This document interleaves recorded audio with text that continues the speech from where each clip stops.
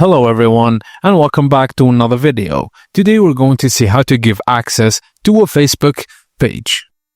Firstly, log into your Facebook account and go to the page where you want to give access.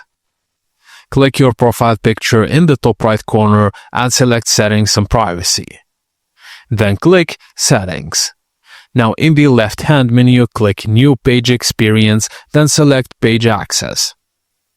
Under People with Facebook Access, click Add New, then click Next. And in the search box, type the person's name or email address. Just a tip, make sure the person is already liking or following the page to find them more easily. Now, if you want to give them full control, turn on Allow this person to have full control. Now, click Give Access, enter your Facebook password to confirm, then click Confirm again to finalize.